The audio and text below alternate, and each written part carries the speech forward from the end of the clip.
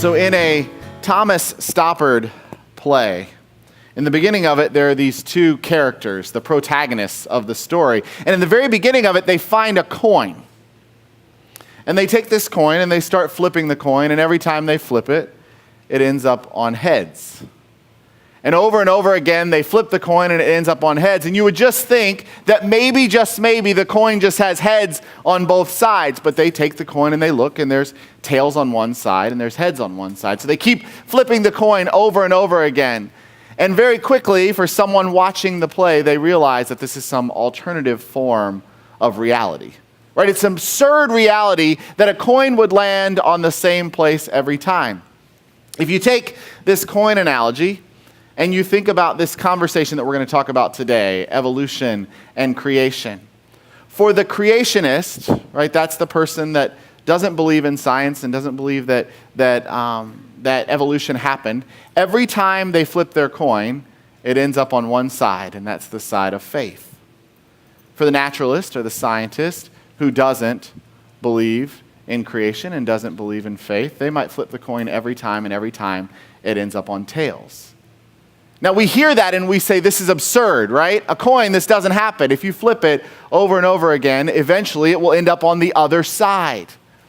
And I think part of the challenge of the conversation on creation versus evolution is that we look at the side of the coin that we want to look at rather than realizing that there are two sides to the coin, but that it's the same coin. So we're in a sermon series right now on faith and science. And I started it last week and I talked about bodily resurrection. I figured we'd start out easy, right? Talk about bodily resurrection and what faith and science say about that. And today, I'm going to take us to a different conversation, but I want to be very clear. I am not a scientist, right? I am a pastor. So if you come out today and you go, I feel like I wanted more science, I would encourage you, do some research and start to read more, right? Do that work. If you come out today having an opportunity to have dialogue and conversation with people about the connection of the two, I think I will have done my job. That's what's really important. So Jennifer Secchi-Shields, who's here this morning, which we're so grateful for, I'm glad. She was our poor theology speaker on Tuesday night and did a fantastic job talking about faith and science and the intersections. But I had sat down with her a few weeks ago, and we were talking about all these different concepts. And I did this last week, but I want to do it again. She defined two terms for me that were really, really helpful. And those terms are science and scientism. And I want to define them again this morning because I think they set the stage for what we're doing. So when we talked, she said, science is a human endeavor that employs a certain method to try and understand the natural world. So science is this human's way of trying to understand the natural world and what's going on. Scientism, on the other hand, is a philosophy that says science is the only reliable method to know truth and that it's the only truth that matters. And she looked at me and some others at the end of that statement and said, I embrace science, but I categorically reject scientism. To suggest that that's the only answer or the only way to explain stuff. So today we're going to be talking about this conversation that people have been quarreling about for years. Evolution or creation. I remember when I was in 10th grade biology. It was the first time that I had really talked about evolution. Perhaps I was late to the game. Right? 10th grade biology, Mrs. Davis was about this tall. And she was all of about 75 pounds, our biology teacher. And she gets up and she starts talking about evolution. And I remember having like this visceral reaction to it. If you're new, if this is your first time, I grew up in a very conservative evangelical church. So Mrs. Davis went to the Baptist church in town. There was only one Baptist church in town. It was a big Baptist church. And Mrs. Davis went to this church, and I could not fathom or understand how a person of faith could get up and teach on evolution. It didn't make any sense to me. I mean, is she just doing it because the county made her? Why would she do such a thing? This is an insane concept. So I go to my friend Trevor, who's in 11th grade at the time, and I said, Trevor, Mrs. Davis goes to your church. What kind of stuff are y'all teaching in your church? And he says, what do you mean? And I said, Mrs. Davis is teaching about evolution, and she's a Christian. And he goes, yeah? And honestly, it was this time for me to just sort of wrestle and get sort of messed up on this idea that possibly, just possibly, and I wasn't there in 10th grade, possibly, just possibly, these things are not in conflict with each other. Evolution and creation, one does not dilute the other. So I want to do some work this morning on helping us possibly get to the idea that maybe they are not two diametrically opposed views of the way that humanity came to be, but to maybe see evolution as a means of God's creation, as a means of the way that God did it. So I want to take us this morning back to the beginning of the Bible, Genesis chapter 1, and I want to start looking at verse 20, and I'll go over a few verses here this morning. It says, "And God said, let the water teem with living creatures. Let birds fly above the earth across the vault of the sky. So God created the great creatures of the sea and every living thing with which the water teems and that moves about in it, according to their kinds, and every winged bird according to its kind. And God saw that it was good. God blessed them and said, be fruitful and increase in number. Fill the water in the seas, and let the birds increase on the earth. And there was evening and there was morning, the fifth day. And God said, let the land produce living creatures according to their kinds, the livestock, the creatures that move along the ground, and the wild animals, each according to its kind. And it was so. God made the wild animals according to their kinds, the livestock according to their kinds, and all the creatures that move along the ground according to their kinds. And God saw that it was good. Then God said, let us make mankind in our image, in our likeness, so that they may rule over the fish in the sea and the birds in the sky, over the livestock and all the wild animals, and over all the creatures that move along the ground." So this story seems pretty clear, right? God is creator. God creates. God makes, God designs, God creates humanity. And you hear this story, and perhaps you, like me, read this and you say, well, this is a little challenging, because science didn't show that just poof, humankind is created. So I want to dive a little bit more deeply this morning into Genesis, into what I think is actually going on, and into science. Science, depending on whether you're talking to a naturalist or a different scientist, science says the earth is about 4.5 billion years old. A creationist, right? Somebody who believes in a 7-day creation, that God created literally in 6 specific days, believe that the earth is about 6,000 years old, because they take the genealogies and they add them all together and they get to the end. But even within science, there's some disagreements, right, about the age of the earth, whether you're a naturalist, right, whether you're a scientist who believes that it just sort of all came from dust. Right? So there are these disagreements, and there are these different people, all different types of people. There are creationary evolutionists, right? There are creationists. There are different people that struggle with this conversation and have it in different ways. Before we get into who is right and who is wrong, I want to do a little bit more digging into the creation story. Adam Hamilton, if you've ever read his book, Making Sense of the Bible, does a really good job in his chapter on this. And he says, all right, let's just look at what happens in Genesis chapter 1. Day 1, God created light and darkness. Day 2, God created an atmosphere. Day 3, God created dry land and plant life. Day 4, God created the sun, moon, and stars. On day 5, God created the fish in the sea and the birds of the air. On day 6, God created all other animals. And lastly, human beings. Now, Hamilton in his book says it is possible that when this was written 3,000 years ago, right, it is possible that this was the understanding of science at the time. Right, it's possible that they were writing it to reflect their understanding of the scientific thing. But the challenge is, when you read this, there's some problems with it. I mean, of course, it deals with the fact that light, dark, and atmosphere had to come before humans. Then things that were less complex were created. More complex things came next. Now, while this aligns, as I said, there are challenges. Genesis teaches us that plants formed, its atmosphere developed, and trees and plants grew before the sun was created. If you're an early elementary child, what's the problem with that? photosynthesis. Thank you. You were very helpful this morning. Photosynthesis, right? Plants need light to grow. But if plants come before light, how does that happen? So you can read this storyline and go, well, wait a second, is science wrong? Is photosynthesis not actually a thing? Is the story wrong? Let's dive a little bit deeper. Let's look at Genesis chapter 1 and chapter 2. Chapter 1 gives you this day-by-day account that I just told you as to how things happen. Genesis chapter 2 seems to explain that creation all happened in one day.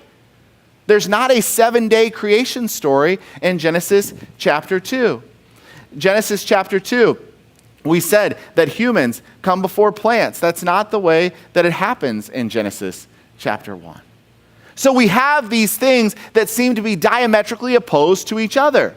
Genesis chapter 1 and Genesis chapter 2. What Hamilton says in his book is maybe they're not opposed to each other. Maybe they're trying to tell the story for different purposes. Maybe one is trying to get to the nature of God. Maybe the other is trying to get to the nature of humanity. Perhaps when we look at those two chapters, it's not that one makes the other void. But here's another really important thing.